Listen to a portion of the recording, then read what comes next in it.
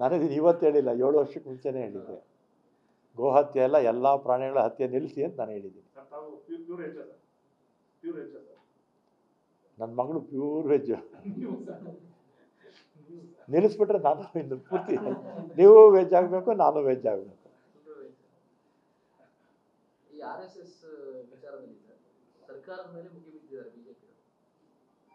ಆಮೇಲೆ ಈಗ B J ಪಿಯವರು ಹೇಳಿ ಕೇಳಿ ಸುಳ್ಳುಗಾರ. ಜಗದೀಶ್ ಶೆಟ್ಟರ್ ಅವರು ಮುಖ್ಯಮಂತ್ರಿಗಳಾಗಿದ್ದಾಗ ಶಾಲಾ ಕಾಲೇಜು ಆವರಣಗಳಲ್ಲಿ ಅವರೇನು RSS ಅಂತ ಅವರು ಹೇಳಿಲ್ಲ. ಯಾವುದೇ ಸಂಘ ಸಂಸ್ಥೆಗಳು ಕಾರ್ಯಕ್ರಮ ಮಾಡಬೇಕಾದ್ರೆ ಪರ್ಮಿಷನ್ ತಗೋಬೇಕು ಅಂತ ಹೇಳಿದ್ದಾರೆ. ಅದೇ ಸರ್ಕ್ಯುಲರು ನಾವೀಗ ಫಾಲೋ ಮಾಡ್ತಾಯಿದ್ದೀವಿ. ನಾವು ಎಲ್ಲೂ RSS ಅಂತ ಹೇಳಿಲ್ಲ. ಜಗದೀಶ್ ಶೆಟ್ಟರ್ ಅವರು ಏನು ಹೇಳಿರಲಿಲ್ಲ, ಸೇಮ್ ಅದೇ ಮಾಡಿದ್ರು ಅಷ್ಟೇ. RSS ಅಲ್ಲ, ನಾವು ಕಾಂಗ್ರೆಸ್ನವ್ರು ಮಾಡಬೇಕಾದ್ರೂ ಕೂಡ ಪರ್ಮಿಷನ್ ತೊಗೋಬೇಕು, ಅವ್ರು ಮಾಡಬೇಕಾದ್ರೂ ಪರ್ಮಿಷನ್ ತೊಗೋಬೇಕು, ಇನ್ಯಾವುದನ್ನ ಸಂಘ ಸಂಸ್ಥೆಗಳು ಮಾಡಬೇಕಾದ್ರೂ ಕೂಡ ಪರ್ಮಿಷನ್ ತೊಗೋಬೇಕು ಅಂತ ಜಗದೀಶ್ ಶೆಟ್ಟರ್ ಅವರು ಆದೇಶ ಹೊರಡಿಸಿದ್ರು. ನಾವು ಅದೇ ಆದೇಶವನ್ನು ನಾವು ಕೂಡ ಪಾಲನೆ ಮಾಡಿ ಅಂತ ಹೇಳ್ತಾ ಇದ್ವಿ. RSS ಅಲ್ಲ, ಕಾಂಗ್ರೆಸ್ನವರು ಅಷ್ಟೇ, JDSನವರು ಅಷ್ಟೇ, ಅದು ಇನ್ನಿತರ ಯಾವುದೇ ಸಂಘ ಚಟುವಟಿಕೆಗಳು ಪರ್ಮಿಷನ್ ತಗೊಳ್ಳಿ, ನೀವು ಕಾರ್ಯಕ್ರಮ ಮಾಡಿ ಅಂತ ಹೇಳ್ತಾ ಇದ್ವಿ. ತಪ್ಪೇನಿದೆ ಇದರಲ್ಲಿ? RSS ಒಬ್ಬರಿಗೆ ಮಾಡಿಲ್ವಲ್ಲ.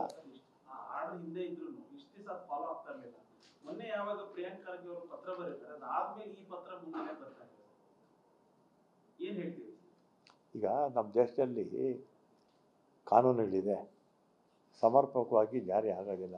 ಯಾವುದಾನ ಒಂದು ಇನ್ಸಿಡೆಂಟ್ ಆದಾಗ ಅದು ಕಾರ್ಯಗತಕ್ಕೆ ಬರುತ್ತೆ. ಕೆಲವು ಸಲ ಮರ್ತು ಬಿಟ್ಟಿರ್ತೀವಿ. ನಮ್ಮ ದೇಶದಲ್ಲಿ ಇದ್ದಷ್ಟು ಕಾನೂನುಗಳು ಚೆನ್ನಾಗಿ ಪ್ರಪಂಚದ ಯಾವುದೇ ದೇಶದಲ್ಲೂ ಕೂಡ ಇಲ್ಲ.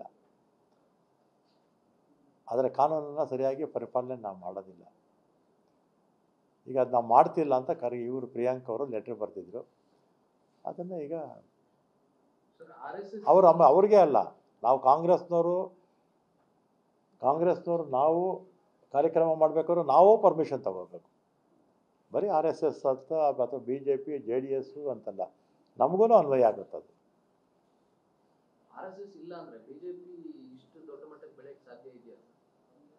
ಹೇಗೆ RSS ಇಲ್ಲ ಅಂದರೆ BJP ಈ ಮಟ್ಟಕ್ಕೆ ಬೆಳೆಯೋಕ್ಕಾಗ್ತಿರಲ್ಲ. ಆ್ಯಕ್ಚುಲಾಗಿ ಈ BJP ಪಕ್ಷವನ್ನು ಕಂಟ್ರೋಲ್ ಮಾಡ್ತಾ ಇರ್ತಕ್ಕಂಥವರೇ RSSನವರು. RSSೇ ಕಂಟ್ರೋಲ್ ಮಾಡ್ತಾ ಇರ್ತಕ್ಕಂಥದ್ದು. ಆಮೇಲೆ ಇನ್ನೊಂದು, RSS ಒಂದು ಇದುವರೆಗೂ ಕೂಡ ರಿಜಿಸ್ಟ್ರೇಷನ್ನು ಮಾಡಿಲ್ಲ ಅವರು. ಆಮೇಲೆ ಅವ್ರು ಹೇಳ್ಕೊಂಡಾಗ ಅವರೇನು ದೇಶಭಕ್ತರೇನಲ್ಲ. ಕಾರಣ ಏನು ಅಂದರೆ, ಸ್ವಾತಂತ್ರ್ಯ ಪೂರ್ವದಲ್ಲಿ, ಯಾಕಂದರೆ ನಮ್ಮ ಸ್ವಾತಂತ್ರ್ಯ ಬರೋಕ್ಕೆ ಮುಂಚೆ 1925ರಲ್ಲಿ ಪ್ರಾರಂಭ ಆಗಿದ್ದು, 47ಕ್ಕೆ ಸ್ವಾತಂತ್ರ್ಯ ಬಂತು. ಇವ್ರು ಯಾರೂ ಕೂಡ ಸ್ವಾತಂತ್ರ್ಯ ಚಳುವಳಿನಲ್ಲಿ ಭಾಗವಹಿಸಲೇ ಇಲ್ಲ. ಆಮೇಲೆ 2004ರವರೆಗೂ ಕೂಡ RSS ಕಚೇರಿ ನಾಗ್ಪುರದಲ್ಲಿ ನಮ್ಮ ಬಾವುಟವನ್ನು ಅವರು ಹಾರಿಸಲಿಲ್ಲ. ದೇಶದ ತ್ರಿವರ್ಣ ಧ್ವಜವನ್ನು ಅವರು ಹಾರಿಸಲಿಲ್ಲ. ತ್ರಿವರ್ಣ ಧ್ವಜವನ್ನು ಹಾರಿಸದೇ ಇರತಕ್ಕಂಥವ್ರು ಹೆಂಗೆ ದೇಶಪ್ರೇಮಿಗಳಾಗ್ತಾರೆ? ಸ್ವಾತಂತ್ರ್ಯ ಚಳುವಳಿನಲ್ಲಿ ಭಾಗವಹಿಸದೇ ಇರತಕ್ಕಂಥವ್ರು ಹೇಗೆ ದೇಶಪ್ರೇಮಿಗಳಾಗ್ತಾರೆ?